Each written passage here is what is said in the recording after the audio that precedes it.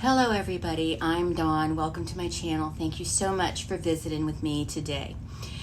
In this video, we are going to talk about the shocking, disturbing, and very upsetting story of Sylvia Likens. Sylvia Marie Likens was born on January 3rd, 1949 to Lester and Elizabeth Likens in Lebanon, Indiana. She was the third of 5 children. She was born between 2 sets of fraternal twins, her older siblings Daniel and Diana, and her 2 younger siblings Benny and Jenny. Little Jenny suffered from polio, a disease that can affect the nervous system, and as a result had 1 weak leg and she walked with a brace. Sylvia was especially protective of her younger sister Jenny. Sylvia's parents were carnival workers. They would travel around Indiana and other states with the carnival selling refreshments and had a very strained marriage caused by the frequent moving from one place to another and financial difficulties.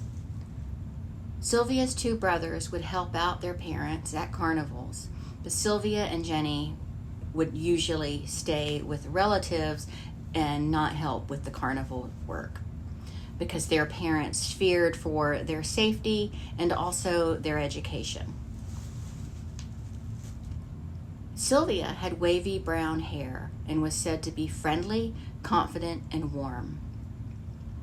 In the spring of 1965, Sylvia, now 16, lived in Long Beach, California with her sister Jenny and her parents, and she even had a boyfriend. But by June, they were living in Indianapolis, Indiana.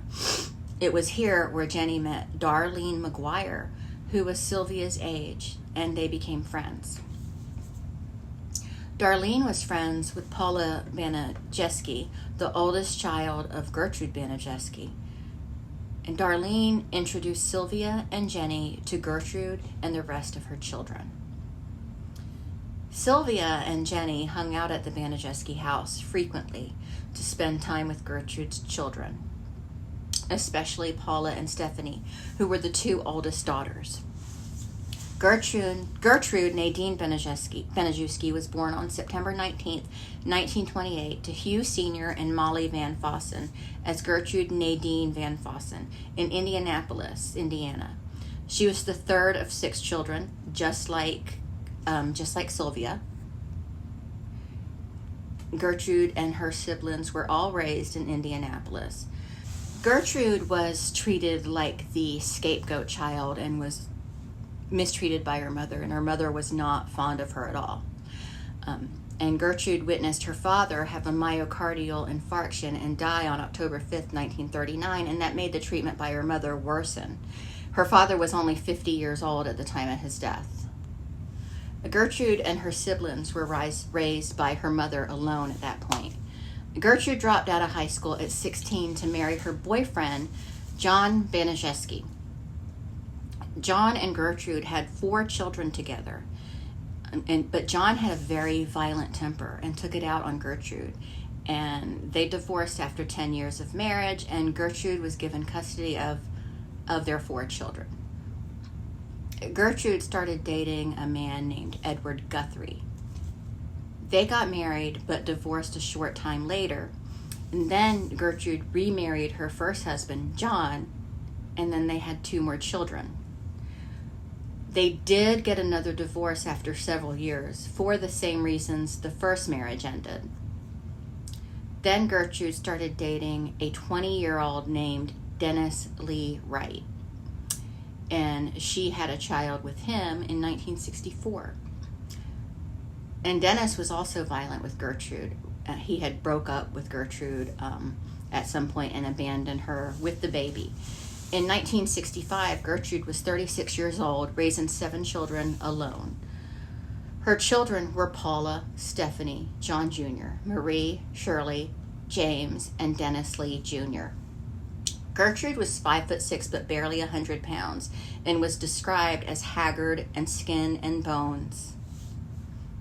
Sylvia's mom was caught shoplifting one day in 1965 while Sylvia and Jenny were hanging out at the Banajeski residence. Lester, who was taking care of his daughters while their mom was in jail, had to go back to work on the carnival circuit.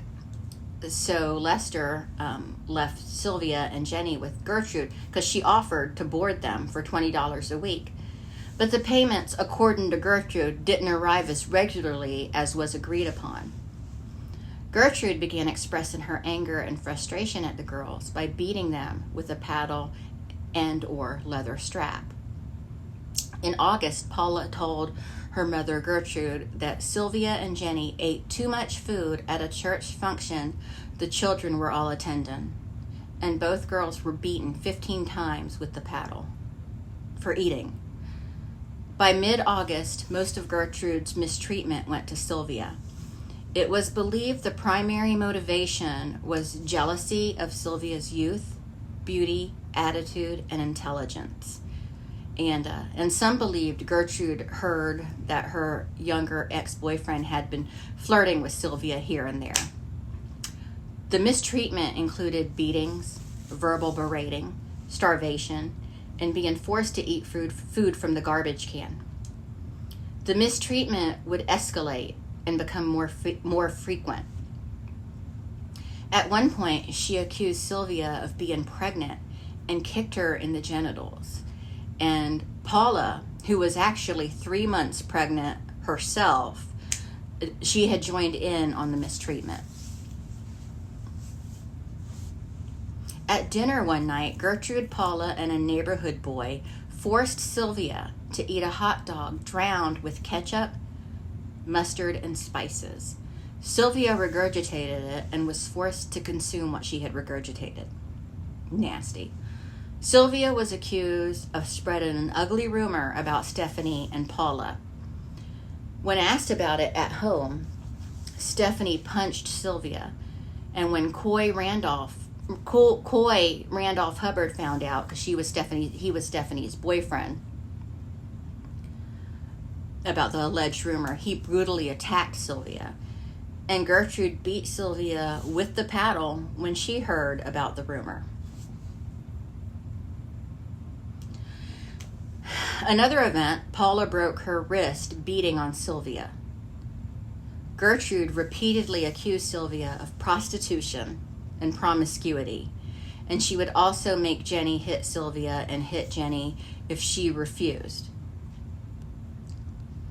Also, it's important to note here that it is said that Gertrude's mom accused Gertrude of prostitution and promiscuity also. So, learned behavior, I guess. Coy and other neighborhood children would visit the Banaszewski home to physically and verbally torment Sylvia, per Gertrude's approval and also her encouragement. They would hit her, kick her, lacerate her, burn her with cigarettes and matches, and also continue to injure her genitals. That I don't know what the focus on the genitals was all about. It's all bad. Once Sylvia was forced to strip in the living room and with a glass Pepsi bottle, and Gertrude said that was to prove to Jenny what kind of girl Sylvia was. This woman is filth. Gertrude eventually kept Sylvia from attending school after Sylvia confessed to stealing some gym clothes because Gertrude wouldn't purchase the clothing for her. Gertrude beat her with a 3-inch wide belt for this. She lectured Sylvia about the evils of premarital sex and repeatedly kicked her in the genitals again. That's like her favorite punishment, it seems. Stephanie actually came to Sylvia's defense to scream that Sylvia didn't do anything wrong. Gertrude ignored this and burned Sylvia's fingertips and continued to whip her with the belt. A few days later, Gertrude beat Jenny with the belt for allegedly stealing one tennis shoe to wear on her good foot. At one point, Sylvia and Jenny saw their older sister, Diana Shoemaker, and told her about the mistreatment they were receiving from Gertrude. but neither Sylvia or Jenny gave her the address of where they were living. They had seen Diana again at the same park they had seen her before, while with 11-year-old Marie Baniszewski. And Diana gave Sylvia a sandwich to eat after she told her she was hungry. Marie told Gertrude, because Gertrude is raising a pack of punk-ass bitch tattletales, so. Gertrude accused Sylvia of gluttony and bludgeoned her, and she and Paula put Gertrude in a scalding bath to cleanse her sin, and Gertrude grabbed Sylvia's hair and banged her head against the tub to wake her when she would begin to pass out. The father of a neighborhood boy, Michael Monroe, called the high school to anonymously report that he saw a girl that had sores across her body, and she was staying at the Baniszewski household. A school nurse visited the house to investigate. Gertrude told the nurse that Sylvia had ran away a week prior and she didn't know where she was, and added that Sylvia was out of control, and her sores was from her not maintaining good hygiene. The school nurse left it at that, and there were no further investigations. Raymond and Phyllis Vermillion were neighbors of the Baniszewski house. Initially, they both thought that Gertrude would be a good fit, a good caretaker for the girls. And the Vermillions had visited the household twice while the Likens girls were staying there. And the first time they saw Paula physically mistreating the girls, and both girls had black eyes. And Paula boasted about what she had done. The second time they visited, they said the girl seemed zombie-ish and weak, but the Vermillions never reported this to authorities. Their older sister, Diana, found out the girls were staying there and tried to initiate contact. Gertrude wouldn't allow Diana on the property, saying that her parents said she was not to see the girls. About 2 weeks later, Diana saw Jenny and asked about Sylvia. But Jenny, frightened, said, "I can't tell you or I'll get in trouble." The brutality and frequency increased, and Sylvia became incontinent from the damage to her bladder and to her kidneys. She wasn't allowed to use the toilet, so was forced to wet herself. And as punishment for her incontinence, because it makes so much sense, Gertrude tied Sylvia up in the basement. After they threw her down the basement stairs. In the basement, Sylvia was kept naked most times, and very, very rarely fed and not given any water. Sometimes she would be tied to the railing of the stairs, where her feet were just barely touching the floor. The torment would sometimes stop if the family was watching a favorite television show, and the Baniszewski children would charge neighborhood kids 5 cents to see Sylvia and to humiliate, burn her, beat her. Gertrude would frequently have her kids help her get Sylvia in a scalding hot bath where she would rub salt in her wounds. One time, Gertrude and John Jr. rubbed urine and feces from the 1-year-old child's diaper into Sylvia's mouth. Gertrude eventually let Sylvia upstairs if she would learn not to wet herself. Sylvia asked Jenny for water that night. Gertrude discovered that Sylvia did wet herself during the night. She can't help it. She has severe damage. So as punishment, she forced Sylvia to insert a Coke bottle into her vagina in front of the family, and then ordered her into the basement. Shortly after that, Gertrude shouted for Sylvia to come to the kitchen. She ordered her to take her clothes off and told her, "You have branded my daughters. Now I'm going to brand you." And she used a heated needle to carve the words, "I'm a prostitute and proud of it," onto Sylvia's abdomen. Gertrude was unable to finish, so she had one of the neighborhood boys, 14-year-old Richard Dean Hobbs, finish it. Then Hobbs and Shirley Baniszewski led Sylvia back into the basement. Later, Gertrude taunted Sylvia by telling her no one will ever marry her because of the Brandon. Gertrude told neighborhood children while Sylvia was forced to display the Brandon to, that she received the Brandon at a sex party. The next day, Gertrude made Sylvia write a letter which was meant to mislead Sylvia's parents into believing she ran away, and the letter's contents would frame a group of anonymous boys for the ABUSE to her body. After Sylvia wrote the letter, Gertrude wanted John Jr. and Jenny to blindfold Sylvia and take her to a wooded area and leave her there to die. Did she think nobody was going to see? She was tied to the railing again and forced to eat crackers, which she didn't want. And then Gertrude and John Jr. beat her. On October 25th, Sylvia attempted to escape, but due to her injuries and her weakness, she was caught. Gertrude beat her about the face with a curtain rod. Coy Hubbard grabbed the curtain rod from Gertrude and knocked Sylvia out and dragged her back into the basement. That evening, Sylvia tried to alert neighbors, screaming for help and hitting the walls.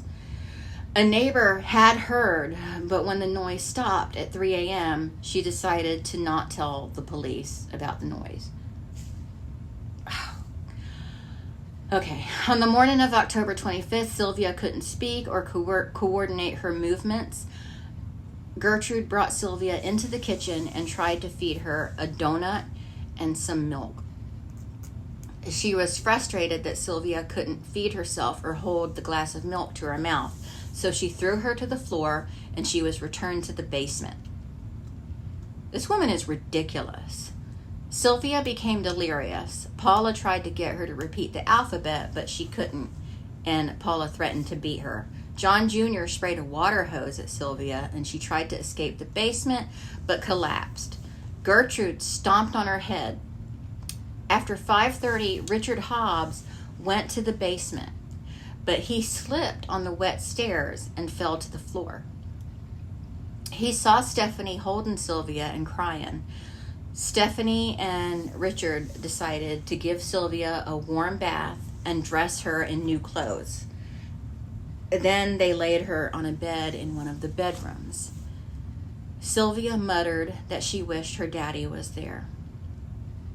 Stephanie attempted mouth-to-mouth resuscitation when she realized Sylvia wasn't breathing. All the while, Gertrude shouted around the house that Sylvia was faking. And Gertrude beat a deceased Sylvia with a book, shouting "faker." And when she realized she wasn't faking, she ordered Richard Hobbs to call the police from a nearby payphone. The police arrived around 6:30, and Gertrude showed them to Sylvia. They saw an emaciated, battered, and mutilated girl. She claimed she had been caring for Sylvia for an hour or more. She said Sylvia had ran away earlier with several teenage boys, and she returned that afternoon clutching the note, the one Gertrude made her write earlier.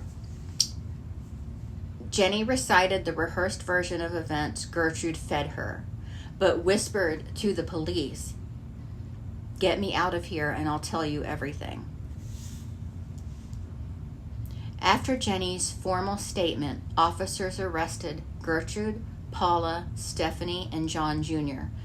The same day, Coy Hubbard and Richard Hobbs were arrested.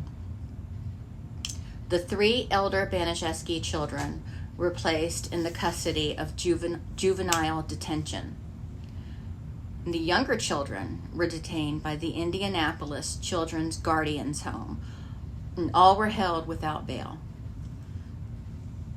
At first, Gertrude denied her involvement, placing most of the blame on her daughter Paula.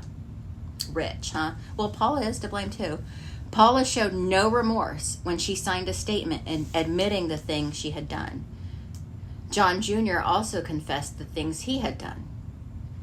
By October 29th, 5 more neighborhood children were arrested, and they were Michael Monroe, Randy Lepper, Darlene McGuire, Judy Drake, and Anna Cisco.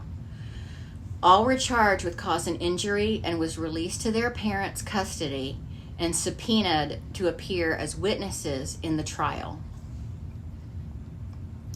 Sylvia's autopsy showed she had suffered more than 150 separate wounds on her entire body, in addition to extreme emaciation. The injuries included lacerations, severe bruising, burns, extreme muscle and nerve damage.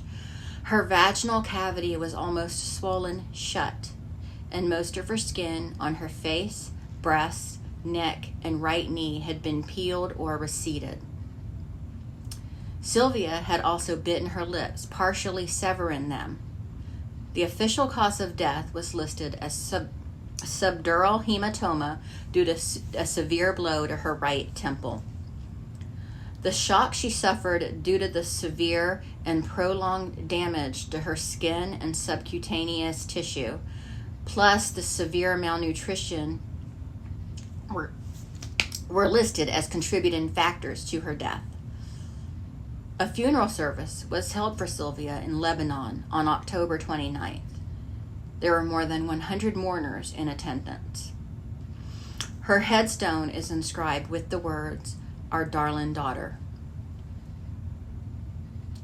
On December 30th, 1965, the Marion County grand jury returned first-degree murder indictments against Gertrude and 2 of her 3 oldest children, Paula and John Jr.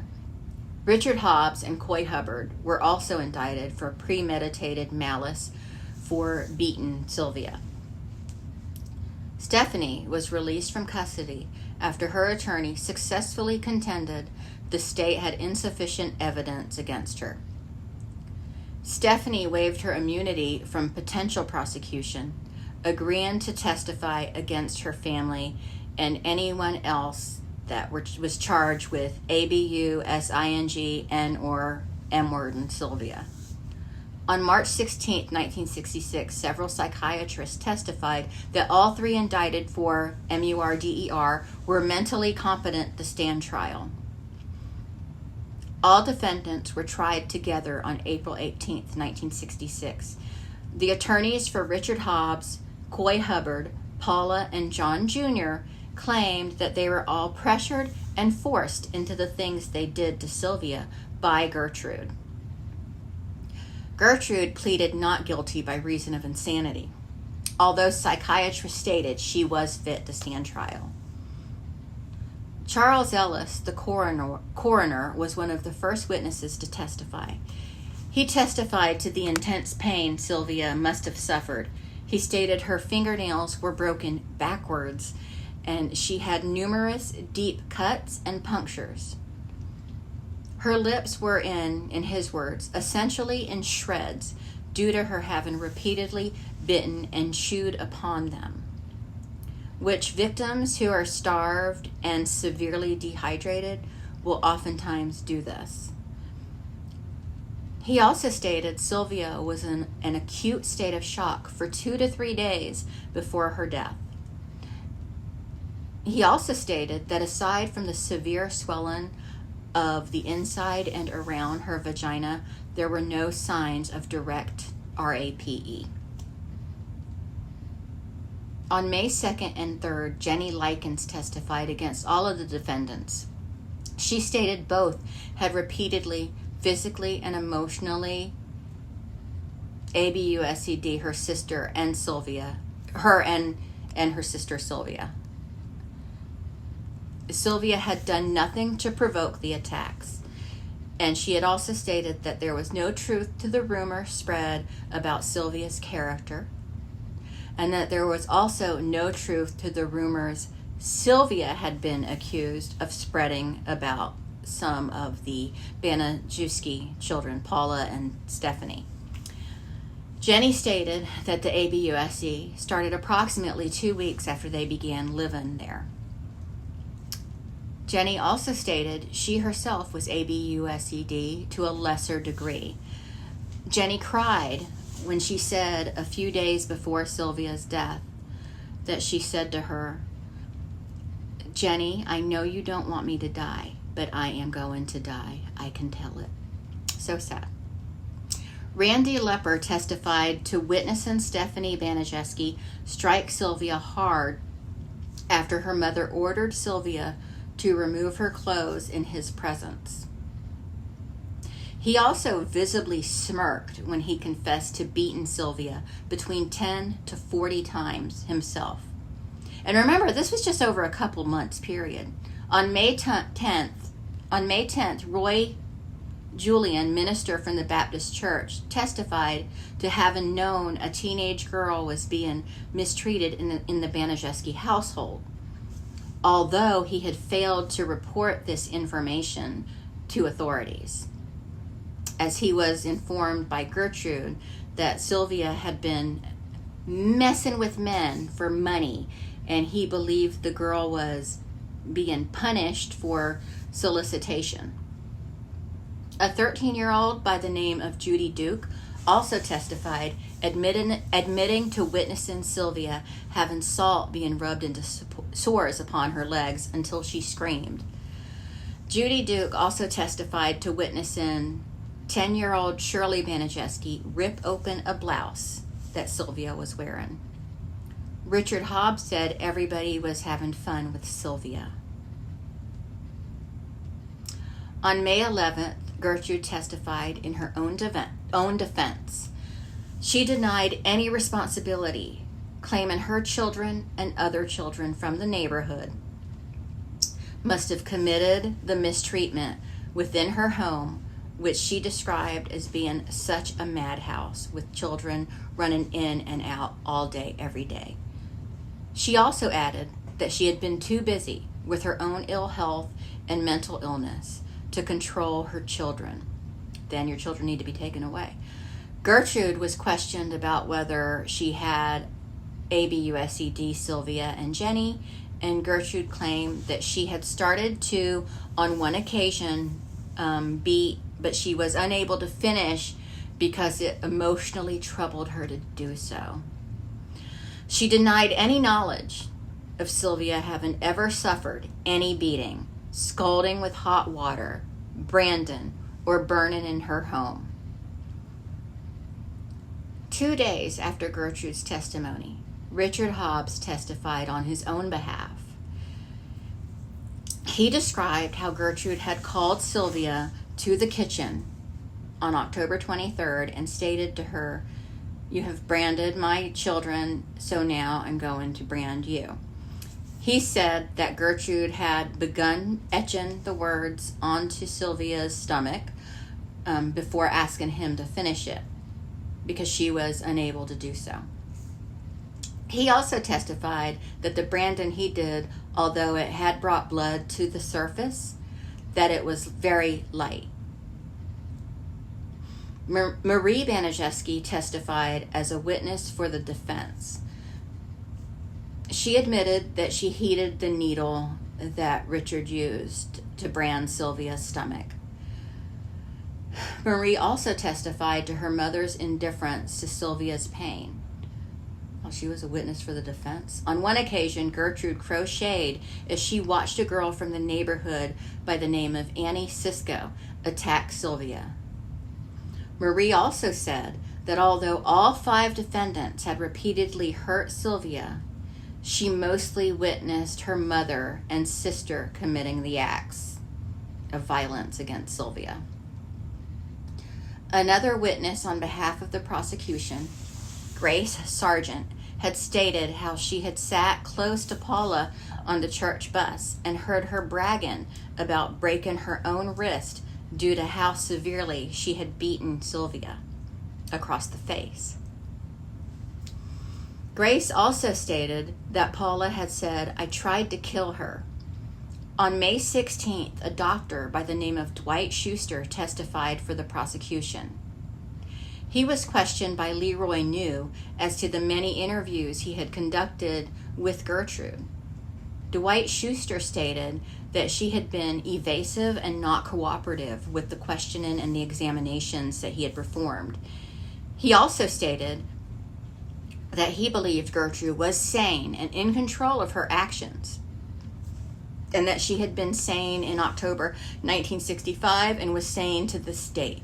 The doctor was cross-examined for over 2 hours by Gertrude's attorney, but stuck to his word that Gertrude was not and had never been psychotic. The trial of all 5 defendants lasted 17 days, and the jury of 8 men and 4 women deliberated for 8 hours. They found Gertrude guilty of first-degree M-word and recommended a sentence of life imprisonment. Paula was found guilty of second-degree M-word, and Richard Hobbs, Coy Hubbard, and John Jr. were found guilty of manslaughter. The charges filed against 15-year-old Stephanie Baniszewski were dropped once she agreed to turn state's evidence and testify against the other defendants. On May 25th, Gertrude and Paula were formally sentenced to life in prison. The same day, Richard Hobbs, Coy Hubbard, and John Jr. each received sentences of 2 to 21 years. In September 1970, the Indiana Supreme Court reversed the convictions of Gertrude and Paula. They were retried in 1971, and on this occasion, Paula decided to plead guilty to voluntary manslaughter. She was sentenced to a term of between 2 and 20 years imprisonment. Paula had twice tried to escape unsuccessfully from prison in 1971, but she was still released in December 1972. Gertrude was convicted again of first-degree M-word and sentenced to life in prison again, so no difference. In 1985, Gertrude was paroled, and she had changed her name to Nadine Van Fossen. Gertrude's parole was protested by Jenny Likens and other immediate family members, protesting against any prospect of her release. Members of 2 anti-crime groups also traveled to Indiana to oppose the parole and to support the family. Despite the protest, taking Gertrude's good conduct in prison into account, the parole board voted in favor of granting her parole, and she was released from prison on December 4th, 1985. Gertrude never took full responsibility for Sylvia's prolonged mistreatment. She relocated to Iowa following her release and continued to blame her actions upon medication that she had been taken. She had been prescribed to treat her asthma, and Gertrude lived in Laurel, Iowa until she passed away on June 16, 1990, from lung cancer at the age of 61. Paula assumed a new identity after her 1972 parole. She worked as an aide to a school counselor for 14 years and changed her name to Paula Pace. She hid the truth about her criminal history when applying for that position. She was fired in 2012 when the school discovered her true identity. Paula was married and had 2 children. The baby daughter to whom she'd given birth to while awaiting trial in 1966 was adopted. The Marion County Department of Public Welfare placed Marie, Shirley, and James in the care of separate foster families shortly after their mother's arrest. Their last name was legally changed to Blake in the late 1960s after their father regained custody. Marie later married, and she died of natural causes on June 8, 2017 at the age of 62. Dennis Lee Wright was adopted, and he died on February 5, 2012 at the age of 47. Richard Hobbs, Coy Hubbard, and John Jr. all served less than 2 years. Richard Hobbs died of lung cancer on January 2, 1972, at just 21 years old. Coy Hubbard remained in Iowa after his release and never attempted to change his name or his identity throughout his adult life. He was in trouble with the law, and he was always in trouble with the law, and he was even charged with the 1977 murders of 2 young men, but he was acquitted of that charge. Shortly after the premiere of the crime drama An American Crime, Hubbard was fired from his job, and he died of a heart attack on June 23rd of that year at the age of 56. So it sounds like nature took care of him. John Jr. lived under the alias John Blake. He became a lay minister. He died of diabetes in 2005 at 52 years old. The injury of person charges against Anna Ruth Sisko, Judy Darlene Duke, Michael John Monroe, Darlene McGuire, and Randy Gordon Lepper were dropped. Anna died on October 23, 1996 at 44 years old. Randy Lepper died at age 56, and Michael Monroe died on February 16, 2023 at age 68. Jenny Likens married Leonard Reese Wade, and the couple had 2 children. She remained traumatized by what she had witnessed her sister endure, and remained on anxiety medication her entire life. She died of a heart attack on June 23, 2004 at the age of 54. Sylvia's death is credited with the adoption of Indiana's mandated reporter law. The law states that if a member of the public suspects a child is suffering ABUSE, the citizen has a legal obligation to report it to authorities. In 2001, a memorial was dedicated to Sylvia in Willard Park in Indianapolis. The 6-foot-tall granite memorial has a poem inscribed on it that reads, "I see a light, hope. I feel a breeze, strength. I hear a song, relief. Let them through, for they are the welcome ones." In 2010, a child advocacy center was dedicated to Sylvia's memory in Lebanon, Indiana. It was first named Boone County Child Advocacy Center, but in 2016 it was aptly renamed Sylvia's Child Advocacy Center. Although Sylvia's last several months were horrific, and she suffered more pain than a lot of us do in a lifetime, her death was not in vain, for changes were made and advocacy and awareness grew as a result of what happened. Of course, if that was my child, unfortunately, that would still bring me little comfort. I mean, I'd be happy that that happened, but why did it have to be my kid? Elizabeth Likens passed away in 1998 and Lester in 2013. In the years prior to Jenny's death, Jenny asked that no one blame her parents for what happened, that all they did was naively trust Gertrude when she promised to care for their daughters. And although it is against Jenny's wishes, I find it difficult to not place some blame on them. I know that may be wrong, but I just feel like that wasn't good parenting. The Banajeski house was demolished in 2009. So that's the tragic story of Sylvia Likens, and it is heart-wrenching, it's heartbreaking, it's terrible, and it's terrible to think this type of thing is going on right now. And so thank you so much for watching, and I will talk to everyone later. Bye.